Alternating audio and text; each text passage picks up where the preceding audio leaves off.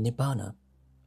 The word itself carries an air of mystery, often associated with transcendence, bliss, or ultimate peace.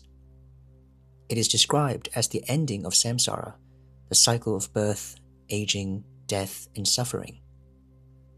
The Buddha defines Nibbāna as the cessation of suffering. This definition is simple and often overlooked. Because Nibbāna is so frequently explained through the language of human experience, it is commonly misunderstood.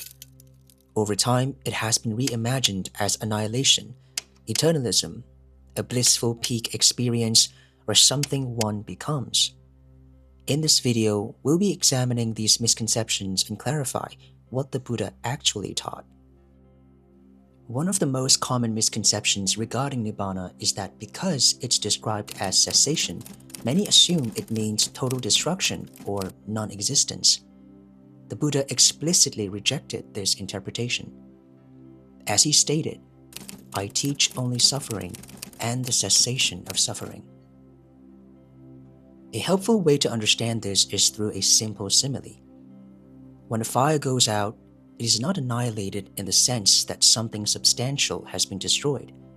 The fire did not exist independently. It depended on fuel, heat, and conditions. When those conditions are no longer present, the fire ceases, not because it has been killed, but because there is nothing left sustaining it.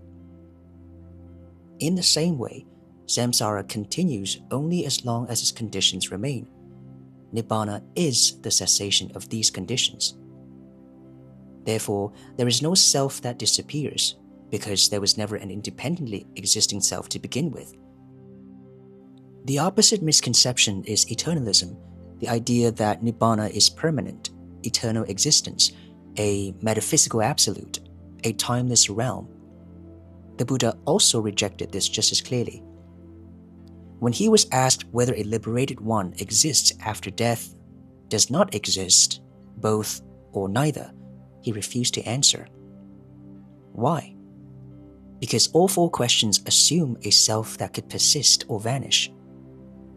The Buddha stated that such speculation does not apply to one who has gone beyond identification. As the Buddha explained, these questions are wrongly framed. They attempt to describe liberation using categories that only make sense where there is clinging to identity. A helpful way to understand this is through another simile. Imagine asking where a flame has gone after a fire goes out. Did it go north? South? Did it still exist somewhere? Or was it annihilated? The flame depended on fuel and conditions. When those conditions cease, the flame no longer applies to any direction or location.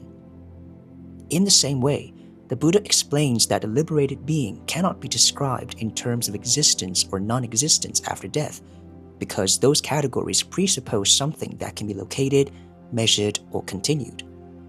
But in Nibbāna, identification has ceased. There is no longer a basis for saying, this exists, this does not exist, this continues, this is eternal. Nibbāna is not eternal existence because there is no self that persists. Eternalism fails for the same reason annihilationism fails. Both mistake a conditioned process for a metaphysical entity. Many also assume that Nibbāna must be an extraordinary experience, supreme bliss, permanent peace, or a heightened state of awareness. The Buddha did not define Nibbāna this way. In the early discourses, anything that is experienced, whether pleasant, painful, or neutral, is conditioned, and whatever is conditioned is impermanent, unstable, and not a final refuge. For this reason, the Buddha deliberately avoided describing Nibbāna in experiential terms. While deep meditative absorption and jhanic bliss can arise on the path, they are never equated with Nibbāna. Nibbāna, by contrast, is not identified by what is felt, but by what no longer arises. This is why the canon repeatedly frames Nibbāna as cessation, the cessation of craving, of suffering, of ignorance. And with the cessation of ignorance, the entire chain of dependent origination ceases to operate. Another subtle but common misunderstanding is the idea that one becomes enlightened, that Nibbāna represents a perfected self or a final state of being. The canon directly contradicts this.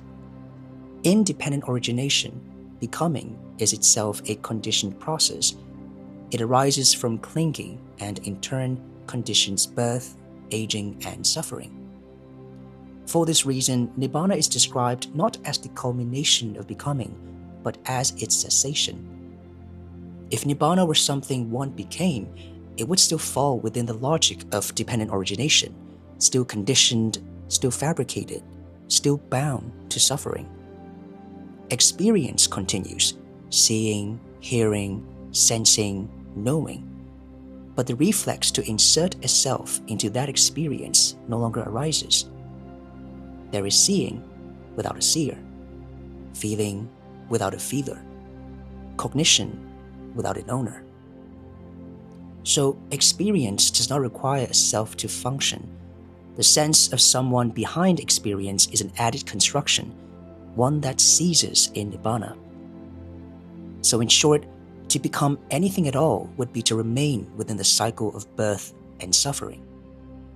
So Nibbāna is not annihilation, because nothing substantial ever existed in the first place. Neither is it eternalism, because nothing persists as a self or entity. Nibbāna is not a blissful experience, because it is defined by cessation, not feeling.